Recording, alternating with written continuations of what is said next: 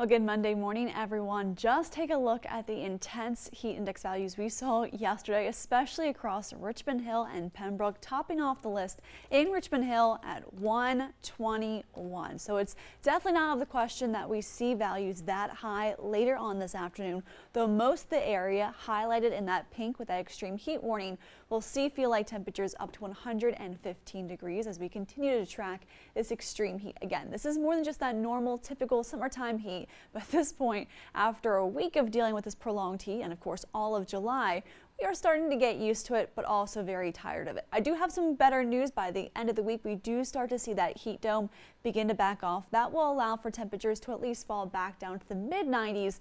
Not so much of a relief, but at least a little bit better than sitting around 100 degrees that we'll see today through at least the rest of the work week. As for our Monday, again, 1 or 2 rain showers possible throughout the afternoon. Otherwise, tracking that intense heat with our temperatures in the lower 90s by lunchtime, upper 90s like 99 degrees here in Savannah once again, 98 degrees in Statesboro, and then there will be a few spots south of I-16 that will brush that triple degree mark like in Glenville as well as in Darien. If you don't see it today, you certainly have another chance tomorrow as well as our Wednesday. Feel like temperatures, the highest be right across the coastline in our coastal counties, up to 115 today in Darien, possibly as high as 117 in Beaufort and 112 here in Savannah.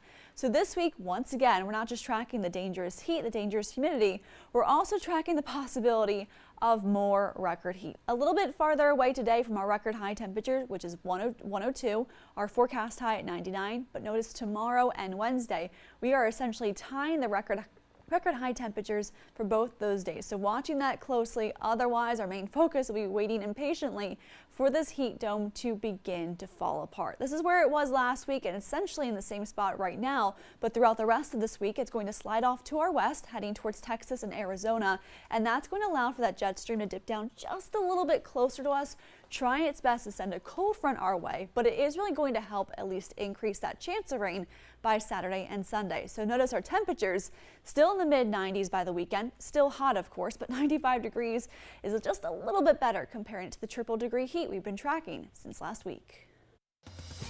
Now, time saver traffic.